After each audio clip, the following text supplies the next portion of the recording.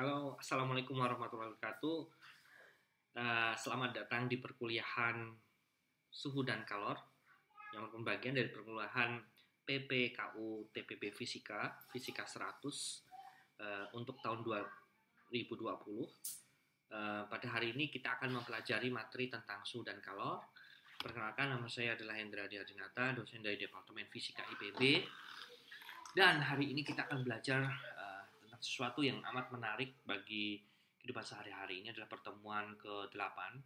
Jadi pertemuan kita terpaksa dilakukan secara long distance dan secara via internet ya, karena wabah corona yang sedang melanda seluruh dunia. Jadi ini sebetulnya juga ada aplikasinya dengan corona.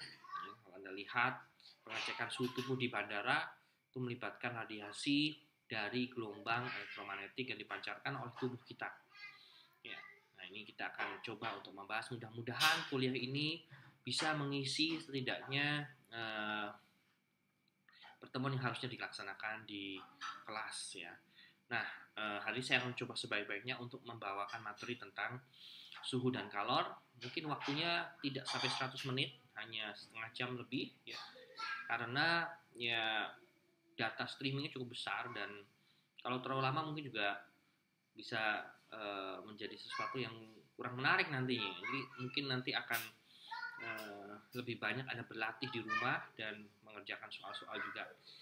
Di sini kami dari tim dosen akan membantu untuk memberikan penjelasan tentang hal-hal yang mungkin masih belum jelas dari slide ya. Seperti Anda lihat di situ ada beberapa fenomena alam terkait dengan suhu dan kalor. Misalnya di sini adalah lava ya, dari gunung berapi di Hawaii. Nah, walaupun di sini juga ada gunung Merapi kemarin nih. Nah ini juga ada nih walrus ya, tapi bukan di Indonesia ya. Kalaupun ada itu jadi-jadian. Jadi ini contoh dari panas dan dingin. Di sini kita lanjutkan. Menu hari ini adalah pertama pembahasan kasus-kasus, kemudian materi, ya ini materinya sama dengan di SMA, suhu, pemuaian, kalor, dan perpindahan kalor. Dilanjutkan dengan soal-soal dan kita akan coba menyelesaikan soal tersebut. Kemudian kita lanjutkan dengan penutup. Ya, penutup ini ditunggu-tunggu oleh mahasiswa ya, karena setelah penutup ya berarti ya selesai begitu. Ya, makanan penutupnya. Nah, ini ada beberapa kasus-kasus yang pertama kita lihat di sini. Tahukah Anda? Ini harus dibaca dengan baik ya. Kalau tahukah Anda ya itu jawabannya tidak. Nah, Anda itu manusia kan. Tahu itu kan makanan.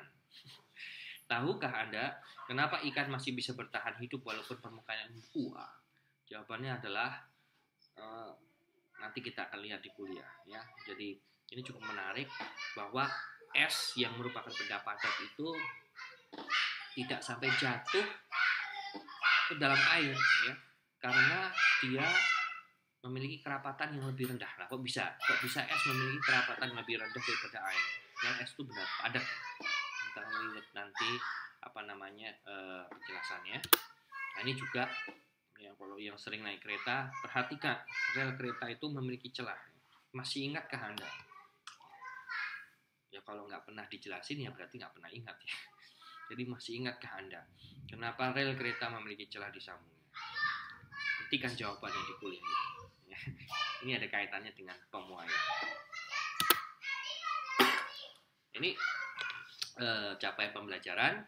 Ya, jadi kita ingin mengetahui berapa besaran suhu, kalor jenis dan kalor, konduktivitas dalam kaitannya dengan peristiwa-peristiwa pemuaian, penjalan kalor dan perubahan fase. Nah, ini erat kaitannya kalau ini nanti dengan termodinamika. Kita akan melihat bagaimana pertukaran energi dan massa itu di kuliah selanjutnya. Jadi pada kuliah hari ini adalah fondasi yang bagus untuk kuliah selanjutnya dan aplikasinya cukup jelas kan kita kan memasak tiap hari. Ya, terutama bagi yang sering tinggal di kosan atau di rumah sering senang masak, wah itu lebih irit gitu ya. Nah, ini kaitannya. Nah, suhu atau temperaturnya. Apa yang dimaksud dengan suhu atau temperatur? Jadi pada kehidupan sehari-hari temperatur itu adalah suatu ukuran seberapa panas atau dinginnya sebuah benda. Yang dimaksud dengan ukuran itu berarti harus ada satuan, ya kan? Nah, satuan dari panas atau dingin suhu benda kita tahu semua adalah temperatur ya. Temperatur misalnya satuannya Celcius ya. Kelvin, Reaumur, dan Fahrenheit dan sebagainya. Nah, di sini kita lihat bahwa es ini memiliki temperatur yang cukup rendah, kemudian api atau panas disebut bertemperatur tinggi. Sebetulnya temperatur itu apa? Ya, secara mikroskopis apa? Ya. Nah, fisikawan Richard Feynman pernah mengatakan, Feynman itu adalah fisikawan yang sangat terkenal yang memecahkan salah satu misteri pesawat Challenger waktu itu yang meledak di udara. Ya. Nah, Richard Feynman mengatakan kalimat terpenting dalam fisika adalah bahwa the world is made of atoms. Ya, dunia ini terbentuk dari atom. Kalau dunia terbentuk dari atom, berarti kita tahu segala sesuatu mikroskop itu ada kaitannya sama atom. Jadi es dikatakan memiliki temperatur rendah.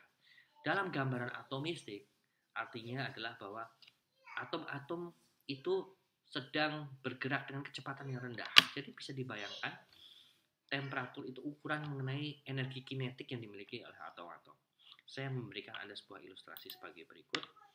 Bayangkan bahwa temperatur itu adalah seberapa besar pergerakan dari atom-atom yang ada dalam menyusun zat padatnya seperti ini.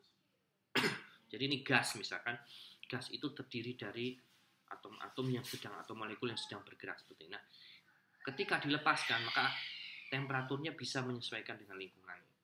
Jadi kita lihat setiap atom bergerak dan energi kinetik itu adalah yang disebut dengan kalor. Jadi kalor itu sebuah bentuk energi ya, bukan massa, bukan sebuah zat yang mengalir, bukan, tapi sebuah bentuk energi ya bisa berpindah dalam satu bentuk ke bentuk yang lain. Jadi itu adalah seperti ini. Nah, kalau temperaturnya cukup tinggi, berarti kecepatannya cukup tinggi. Kalau temperaturnya rendah, berarti kecepatannya rendah. Jadi yang membedakan antara es dan api itu kalau dari sisi atomistik atau mikroskopis itu bagaimana pergerakan dari elektron tersebut ya. Jadi kita kembali ke slide dan di situ kita bisa melihat ya bahwa yang namanya perbedaan suhu itu adalah sebetulnya seberapa cepat si molekul itu bergerak. Nah, namun masalahnya tangan kita itu bukanlah merupakan sebuah alat ukur yang benar-benar precise atau presisi. Nah, dalam fisika kita harus presisi, harus bisa kita kuantisasi dalam bentuk angka. Makanya kita memiliki termometer yang lebih objektif. Ya. Nah, untuk memahami kerja termometer, kita harus tahu dulu apa yang dimaksud dengan thermal equilibrium atau kesetimbangan thermal. Jadi kesetimbangan thermal itu bisa kita bayangkan jika ada dua benda dengan temperatur yang berbeda bersentuhan atau diletakkan dalam kontak termal, maka kedua sistem tersebut akan mencapai temperatur yang sama. Nah, bagaimana itu bisa terjadi? Bayangkan seperti tadi, kalau ada dua buah benda dengan kecepatan molekul yang berbeda, kita campur menjadi satu, maka dia akan mencapai kecepatan rata-rata yang sama pada akhirnya. Karena dia saling bertumbukan dengan satu sama lainnya. Pada akhirnya, rata-rata kecepatan dari yang sebelumnya cepat dan yang sebelumnya itu lambat, itulah yang jadi sama kan, terjadi transfer energi. Ya, memang di beberapa tempat itu tidak langsung terjadi kesetimbangan termal. Ada transfernya seperti yang besar di sini, yang sebesar ini, tapi pada secara global, pada waktu yang lama, ya kita katakan pada steady state condition, ya maka pada saat itu setelah waktu tertentu akan mencapai kesetimbangan termal atau suhu yang sama. Nah, jadi kesetimbangan termal ini bisa kita nyatakan dalam bentuk sebuah narasi seperti ini. Jika kita punya dua sistem dalam kesetimbangan termal dengan sistem ketiga, maka mereka berada dalam kesetimbangan termal satu sama lain. Ya. Nah, ini bisa kita bayangkan misalnya dalam bentuk suatu gambaran sebagai berikut ya. Jadi kalau kita akan coba buka yang baru ya supaya new presentation. Kita tutup dulu presentasinya ini. Kita tutup new presentation. Saya butuh layarnya dulu. Nah, oke. Jika kita punya sebuah sistem, katakanlah ya, sistem A. Ini adalah sistem A. Saya satu dulu, sorry. Kita punya sistem A. Kemudian kita punya sistem B. Sistem A. Dan sistem C.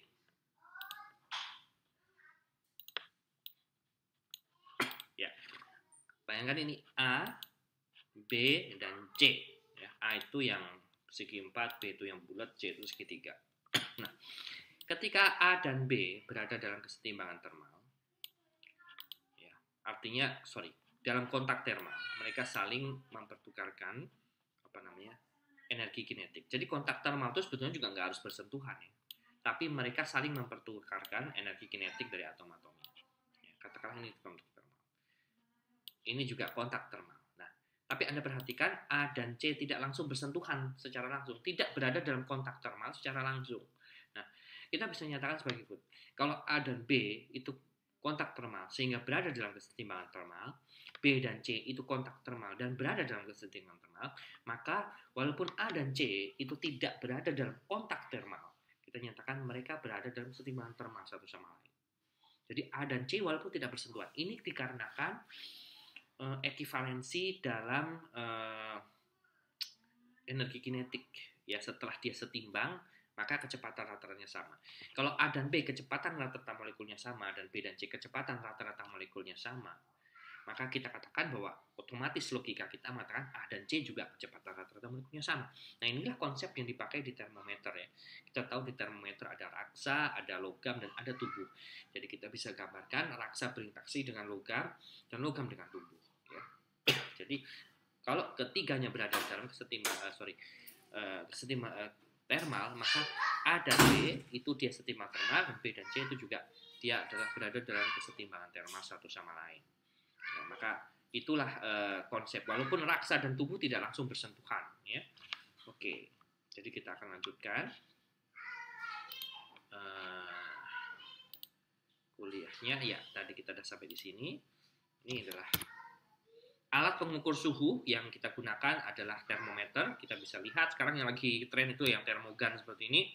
Dia mengukur radiasi elektromagnetik yang diterima. Kita tahu tubuh kita memancarkan energi dalam bentuk radiasi elektromagnetik karena ada pembakaran, kecuali kita sudah menjadi pocong.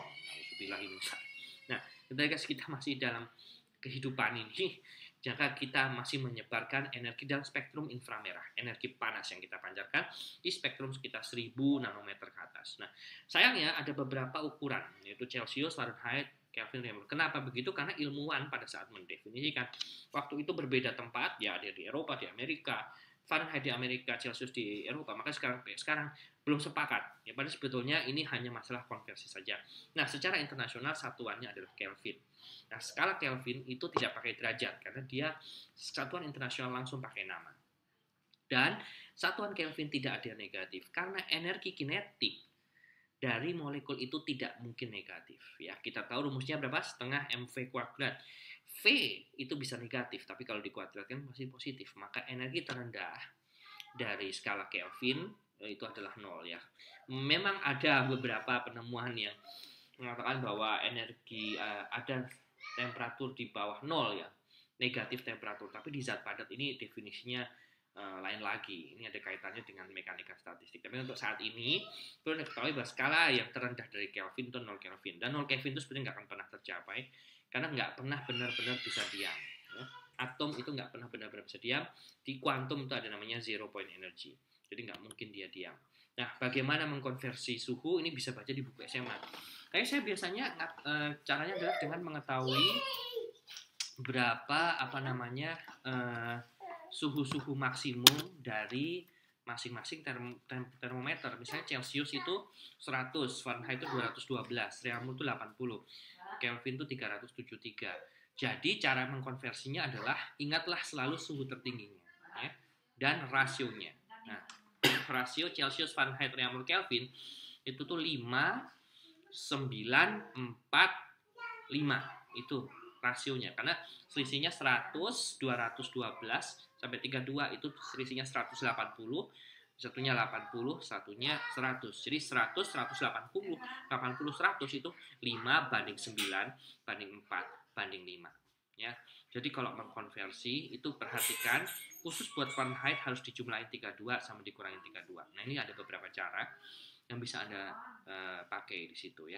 Jadi kalau biasanya sih saya lihatnya begini. Celcius ke Fahrenheit itu berarti 100 gimana jadi 212. Kalikan 9/5 jadinya 180 tambah 32. Jadi kalikan 9/5 tambah 32.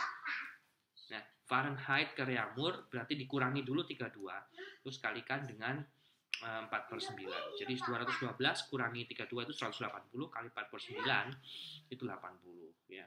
Maka untuk sembarang suhu Fahrenheit ke Reaumur itu tinggal X minus 32 dikali dengan 4/9 ya. Jadi seperti itu. Nah, kalau Anda lupa rumusnya, ingat selalu temperatur tertingginya. Bagaimana mengkonversi antar temperatur tinggi? Itu caranya seperti itu. Di bawah ini juga ada alternatif bagaimana cara menyelesaikan konversi suhu, tapi saya biasanya pakai cara yang tadi. Ingatlah selalu bahwa skalanya tidak sama. Satu kenaikan derajat Celcius sama dengan 9/5 derajat Fahrenheit ya. Dan bedakan juga antara suhu dan perbedaan suhu. Perbedaan suhu itu adalah selisihnya, sedangkan suhu itu adalah ukuran itu sendiri. Jadi kalau kita punya soal berapa 50 derajat Celcius, kita ubah ke Fahrenheit, ingat 100 Celcius gimana jadiin 212. Kalikan 9/5 lalu tambah 32. Maka 50 kalikan 9/5 tambah 32 ya. Nah, ini cara lain bisa seperti ini. Nah, saya biasanya nggak seperti itu. Langsung aja 50 kali 9/5 berapa? 90 kan? Tambah 32. Berarti 122. Ya, 90 tambah 32 122. Bisa pakai cara ini sama aja. Jika suhu yang ditunjukkan skala Reaumur sama besar dengan skala Fahrenheit, maka bagaimana? Ingat, suhu tertinggi Reaumur untuk air adalah mendidih itu 80, Fahrenheit itu 212. Gimana dapat 80 sama dengan 212? Berarti 80 kali, ingat perbandingannya 9/4. 80 kali 9/4 itu adalah berapa? 80 kali 9/4 itu 180 kan, tambah 32. Berarti kalau gitu cara menyelesaikannya adalah untuk kasus kita jadi kita punya X ya, bisa dilihat dikali 9/5, 9/4 dong ya, 9/4 plus 32 itu harus sama dengan X-nya Fahrenheit. Betul? Berarti tinggal 9X ya, X 9/4 dikurangi 4/4 kan dikurangi 1 nih, X-nya pindah ruas ya, sama dengan minus 32. Jadi kita punya 5X sama dengan minus 32 kali 4 minus 3 128 ya. Oke. Berarti X sama dengan 128 dibagi 5 berapa kira-kira? Kira-kira minus 25,6 ya. Saya gedein lagi nih buat para pemirsa yang budiman. Jadi jawabannya adalah C. Jadi X kali 9/4 plus 32 itu harus sama dengan X. X Reaumur harus sama dengan X Fahrenheit kan? Nah, coba untuk Celcius gimana? Kalau Celcius tinggal ganti 4-nya jadi 5 ya, 9/5 ya, bukan 9. Hasilnya minus 40 kalau Celcius ya. Nah, pemuaian tadi itu yang rel kereta itu. Jadi zat itu jika dipanaskan akan memuai dan menyusut. Bayangkan tadi atom-atom itu kan, atom-atom ini. Atom-atom ini tuh sip deh. Nah, ketika dia itu suhunya tinggi, dia akan mendorong semakin kencang sehingga dia akan menghasilkan pemuaian. Sedangkan kalau suhunya rendah, dia semakin lambat sehingga dia mengkerut begitu ya. Dia mengkerut dan memuai. Nah, ini bisa kita lihat aplikasinya sebagai berikut. Kalau kita punya kabel itu jangan sampai benar-benar dibuat tegang gitu, karena kalau memuai dia tidak masalah, tapi ketika menyusut di malam hari itu bisa patah gitu ya, karena tekanannya tinggi. Jadi dibiarkan sedikit, jangan terlalu banyak nanti orangnya kena semua ya, bisa bahaya itu ya. Kalau kaca juga harus dikasih renggang, soalnya ketika memuai ada ada tempat untuk dia bisa memuai gitu, nggak pecah langsung. Tapi kalau terlalu renggang ya nanti bisa masuk malingnya. Gitu ya. Nah ini sudah tahu nih rumus-rumus di SMA ya kan. Kalau ini alfa, L0, delta T itu apa? Kita lihat beta itu untuk yang luas, gamma itu untuk yang volume. Beta itu 2 alfa, gamma itu 3 alfa. Dan di sini, sorry, ini bukan gamma. Ini beta 2 alfa, gamma 3 alfa. Oh ya, berarti gamma itu 3/2 beta, itu udah benar ya. Jadi kita lihat alfa, beta, gamma itu tergantung sekali dari jenis materialnya. Sedangkan delta T itu adalah perbedaan suhunya, dan A itu adalah L0, A0, V0 itu adalah kondisi awal sebelum dia mengalami proses perubahan. Ini contohnya. Batang baja panjangnya 200 meter. Suhunya 20 derajat Celcius. Batang baja tersebut didinginkan sampai -30. Ya, rumusnya gimana? Ya, tinggal L sama dengan L0 alfa gitu ya. Kali delta T kan. L0 alfa delta T. Ya, tinggal dikalikan saja. Ya, L0-nya berapa? 200 toh. Ya kan? Terus berapa? Delta T-nya 50. Alfanya berapa? 11 kali 10 × -6. Terus itunya berapa? 20. 50 delta T. Delta T ya. Delta T kan 20 - 30. Udah dikalikan jawabannya pasti yang ada angka 11, yang orang 200 kali 50 kan 1000. Itu jawabannya C. Ya. Ini satuannya cm. Ini tadi kan kali 10 × -6. Ya. Tapi kalau Anda pusing, hitung aja depan-depannya, nggak usah pakai pangkat-pangkat, karena jawabannya beda semua angkanya. Ya. Cari angka yang tepat. 11 itu ya. Nah, itu cara jawab pilihan ganda ya. Pilihan ganda itu ada trik-triknya gitu. Nah, anomali air sebenarnya bukan anomali air juga sih ya. Jadi anomali air itu ketika kita punya suatu kondisi di mana suhu udara dari 4 - 0 itu harusnya dia itu air itu membeku menjadi es kan. Nah, tapi volumenya bukannya mengecil tapi membesar. Inilah dimaksud dengan anomali air. Secara kimiawi ya, jadi anomali air itu terjadi karena ada ikatan hidrogen di air. Tidak hanya air, HF juga ada ya. Hidrogen bond itu nggak cuma di air. Nah, kalau air ini kasusnya ketika dia itu membeku ya menjadi es, volumenya membesar karena ikatan hidrogen menjaga jarak. Jangan sampai dia dikalahkan oleh ikatan kovalen atau van der Waals gitu ya. Ikatan hidrogennya. Jadi di situ dia mencegah supaya terjadinya volume yang kecil. Akibatnya kerapatan es itu lebih rendah daripada kerapatan air gitu. Kerapatan es itu lebih rendah dari kerapatan air, sehingga airnya itu tidak jatuh ke bawah. Segala sesuatu yang rapatnya lebih rendah itu akan naik ke atas. Nah, ini adalah salah satu karunia Allah sehingga ikan-ikan itu terlindungi. Dan yang menarik juga adalah nanti kita akan belajar bahwa lapisan es itu akan melindungi ikan-ikan yang ada di bawahnya karena dia memiliki konduktivitas termal yang rendah. Nanti kita akan bahas itu ya. Jadi pada saat ini ya maksudnya pada saat musim dingin terbentuk lapisan es di atas karena kan suhu dingin dulu, nah, tapi ikannya tidak mati karena terlindungi oleh tembok lapisan es itu. Walaupun ada beruang kutub juga belum tentu aman ya. Nah, kalor tadi adalah bentuk energi, bukan suatu zat, bukan massa. Bentuk energi bisa berubah dari satu benda ke benda lain. Ya, energi itu konsep abstrak. Jadi yang sangat mungkin adalah transfer energi ya. Di sini kita lihat asas Black ya.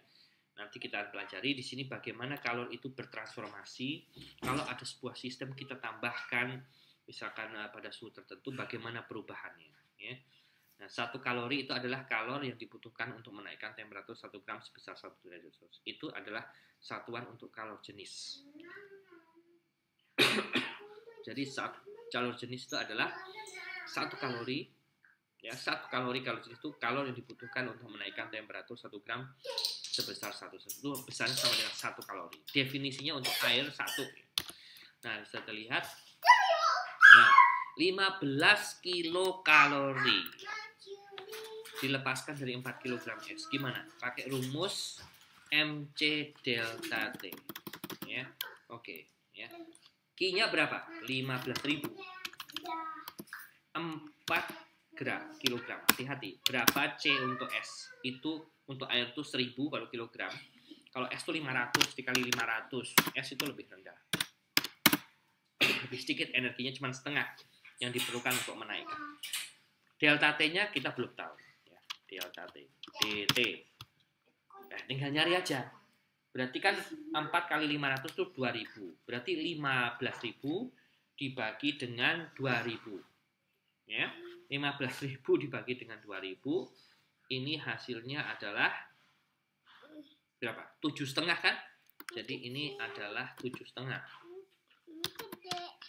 Nah, melepaskan berarti awalnya minus 10, melepaskan makin dingin. Jadi jawabannya adalah minus 17,5. Ya, jadi rumusnya tadi I sama dengan M CS delta T. Ya, begitu.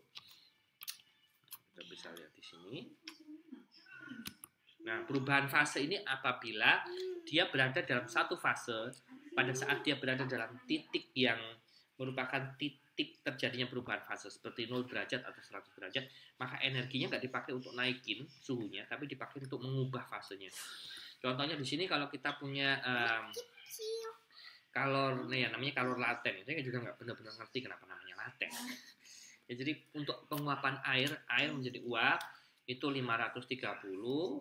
Kalau misalnya es itu adalah 80. Jadi jauh lebih besar energi yang diperlukan untuk menguapkan air daripada meleburkan es. Hampir berapa kali? Hampir 7 kalinya. Jadi energi yang diperlukan untuk menguapkan air. Jadi kalau misalnya kita masak terus tiba-tiba panci kita kosong, airnya menguap semua, bisa dibayangkan berapa banyak tuh energi yang hilang. Ini adalah asas Planck yang sudah kita kenal dari SMP atau SMA. Jadi kalor yang diserap harus sama dengan kalor yang dilepas. Ini adalah bentuk dari hukum kekekalan energi. Hukum kekekalan energi kinetik sebetulnya. Jadi tumbukan itu sepenuhnya dianggap yang diserap sama dengan yang dilepaskan. Nah, kita melihat kalau ada perubahan fase seperti ini kita harus hati-hati ya. Kalau dalam bentuk fase es berarti harus diubah dulu menjadi air, baru naik, setelah itu menjadi uap. Jadi tidak langsung naik, tapi ada di sini kalor laten dan transformasi ya, kenaikan, transformasi dari fase, kemudian ini ada naik suhu.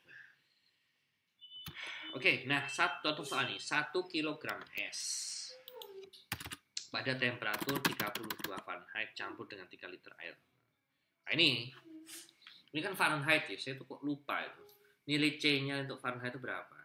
Yaudah, kita ubah aja Celcius ya. Dari 0 dalam bentuk es berubah menjadi air ya.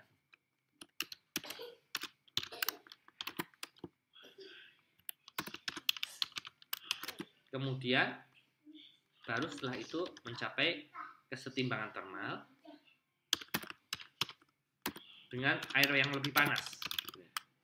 Oke, nah 1 kg es 0 derajat Celcius. Nah, berapa KT air panas? KT air panas 140 Fahrenheit. Sorry, bukan KT air panas tapi suhu awal air panas. 140 Fahrenheit. 140 Fahrenheit itu berapa Celcius ya?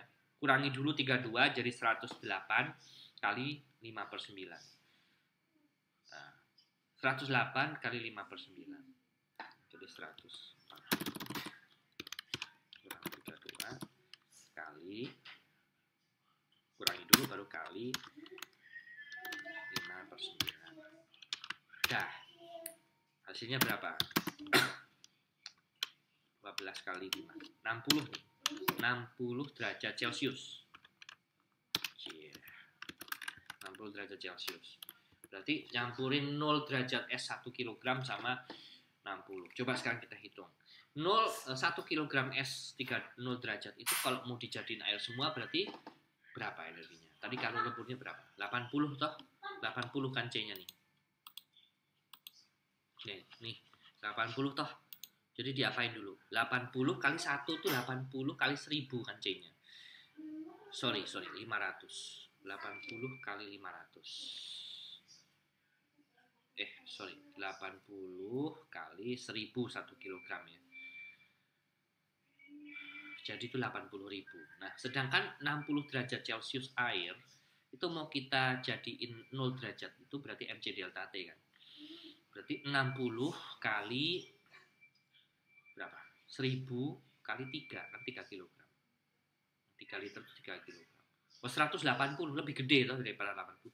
Berarti logika kita, semua es itu pasti jadi air, kemudian naik sedikit. Jadi rumusnya adalah Q lepas sama dengan Q terima, atau Q serap sama dengan Q terima. Ya. Coba yang diserap berapa? ml plus mce delta T. Ya. Nah, ml itu berarti ms ya. mc delta T itu ms. Wah, udah jadi air di sini. Oh ya. Sama dengan apa ini? mc, nah, tapi m air panas, air 2 ya. C delta T. Nah, delta T itu di sini adalah dari T minus 0. Ini sudah dalam Celcius. Nah, ini suhu awal 60 minus T, kan begitu kan? Gitu di SMA pernah ini ya. Jadi 1 kilogram itu 1000 gram 80, atau kalau mau ya 1 kali 80.000 ya sama aja. L-nya itu berapa? Tambah 1.000. C air itu berapa? 1. T, ya, sama dengan 3 kali berapa itu? 1000. 1. 60 minus T. Apa yang bisa kita coret? 1000-nya bisa kita coret kan? Jadi kita bisa coret seperti ini. Ya, jadi seperti ini. 1000 di kedua ruas bisa kita coret. Nah, oke, jadi kita punya kasus seperti ini kan. 80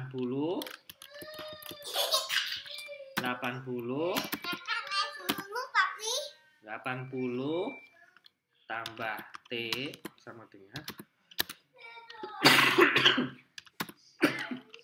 ya. Jadi kita punya apa?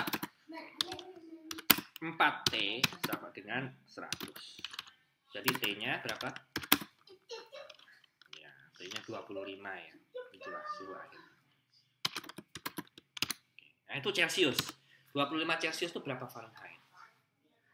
Tambahin dulu ya, Mas. Oke, kalikan 9/5. 25 Celcius itu kalikan 9/5. Kalikan 9/5. Lalu tambah 32. Berapa? 45 tambah 32 ya. Ini yang rekodnya karena Fahrenheit betul. Ya, 77 ya. Jadi 77 Fahrenheit. Jawabannya adalah B. Jadi ini jawabannya adalah B. Kalau di ujian kayaknya nggak harus konversian dulu ya. Nanti kesulitannya tinggi. Tinggalin aja lah soal gini. Oke, contohnya ini. Luka bakar 100 gram uap suhu 100 sama dengan luka bakar 10 gram air. Nggak sama kan? Karena kalau uap itu kan lebih panas ya. Lebih tinggi energi kinetiknya ya. Jadi tidak sama seriusnya dengan luka bakar disebabkan oleh 10 gram air. Beda energi kinetiknya. Lebih panasnya uap. Lebih energetik lah katakanlah, karena dia molekulnya lebih cepat. Jadi lebih cepat dia menyerap ke dalam kulit dalam bentuk uap. Jadi jawabannya adalah salah. Karena ini kita ngomongin konsep pelepasan kalor. Melepas kalor, ya. Kita ingat berapa tadi? 500 berapa itu? Ya, C-nya tinggi ya. Nah, sebab air bersuhu 100 akan turun suhunya ketika benda lain yang suhunya lebih rendah. Ya, ini benar. Tapi ini yang pertama salah, jadi salah dan benar itu ya. Nah, evaporasi ini adalah kondisi kalor laten yang mengubah cairan menjadi gas. Ini tidak hanya pada titik didih, tapi juga pada suhu ruang. Jadi tidak harus terjadinya evaporasi itu pada suhu 100 derajat ya. Ini contohnya evaporasi. Karena molekul mana yang pertama berevaporasi? Molekul yang ada di permukaan, yang paling luar bersentuhan dengan lingkungannya. Ada 3 jenis perpindahan kalor. bisa dalam bentuk konduksi, konveksi, dan radiasi. Nah, biasanya ini nggak terjadi sendiri-sendiri, pasti terjadi bisa bersamaan. Ya, contohnya sebenarnya pada saat konduksi itu juga ada radiasi, mungkin sebagian ada udara yang berkonveksi. Tapi mana yang lebih dominan kalau dalam kasus tadi ini konveksi ditangani di atas api ini, konduksi ini contoh di logam dan radiasi seperti ini. Nah, sekarang kita kenal konsep konduksi ya. Ini kalau kita mau konduksi kita megang gagang mic-nya ini, mic jadi-jadian. Kita pegang itu terasa ada perubahan energi yang mengalir dari tangan saya ke sini.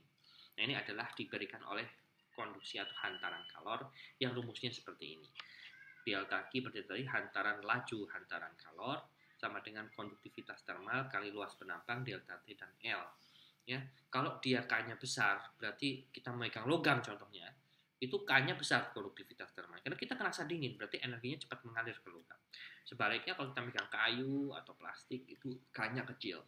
Termasuk tadi es itu ternyata K-nya kecil.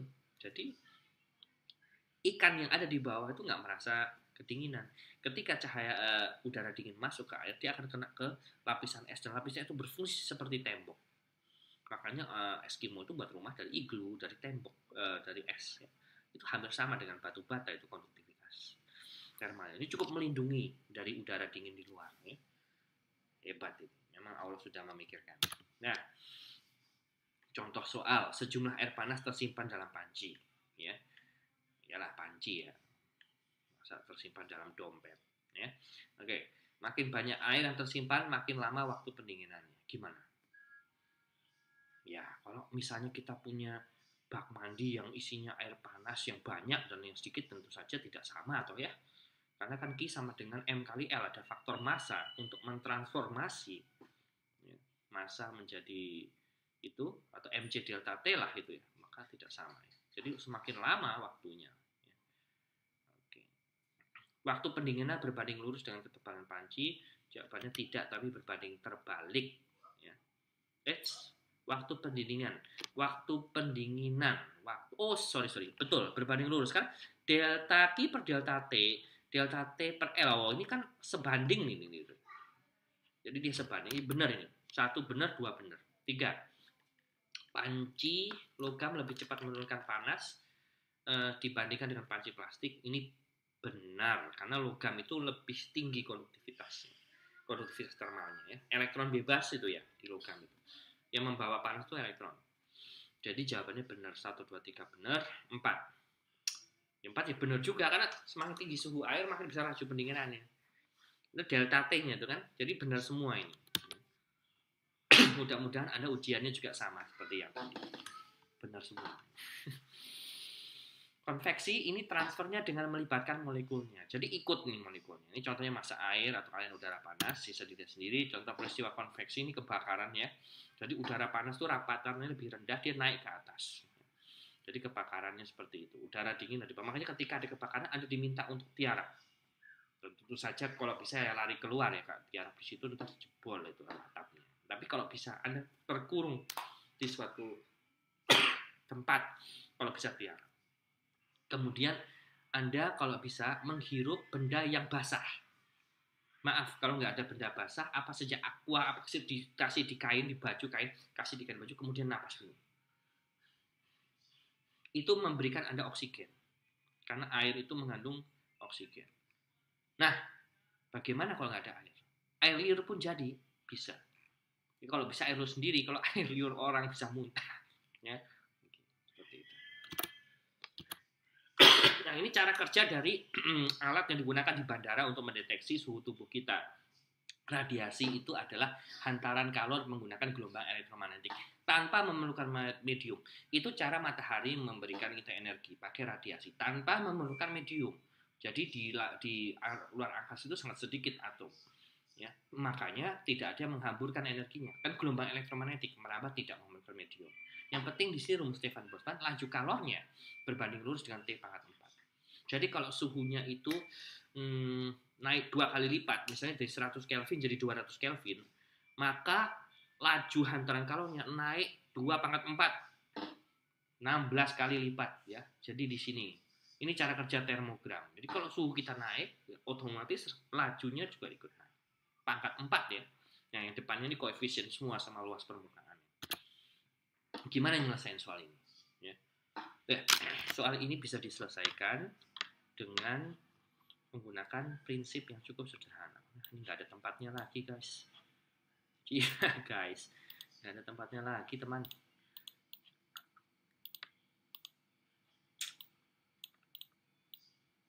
Oke, ini kekecilan ya. Ya, oke lah. Kita coba, guys. Jadi, di tengah itu ada kesetimbangan thermal kan, jadi harus sama antaranya ya. Antaranya. Jadi minus K, kenapa minus? Karena minus itu melibatkan transfer dari suhu tinggi ke rendah, T2 minus T1 ya. Jadi kalau minus itu energinya dilepaskan, kalornya dilepaskan. K, rumusnya gimana sih tadi? dt A ya, bagi L. Betul ya? Ini sama dengan sama ini. Ini kita ngomongin di tengah loh guys, ya. Kita ngomongin di tengah. Sorry, salah. Mau ngulang capek. Udah sampai menit kesekian ya. Minus KA DT. Nah, semua di sisi ini satu, ini semua sini dua. Jadi yang satu punya yang kiri, yang satu punya kanan ya. K1, A1, DT1, L1. Apa yang sama? L-nya sama toh? Kecoret. Panjangnya kan sama nih 15. Di tengah nih, kita ngomongin di tengah. A-nya sama. A-nya sama nih. Coret, kanan kiri coret. Nah, tinggal KDT aja. Oke. K-nya apa? P itu 2,5 kali dari Q. Jadi K-nya bisa diganti. Minus 2,5 K. Ini kan K-nya kaki toh. Ini sama dengan K-nya Q. Ini 1K minus kaki, ya lah. Ya. Ini kan tadinya punya P nih, yang atas tadinya punya P. Yang satunya lagi punya Q. Ya. Ya udah. Nah, ini DT. DT-nya berapa?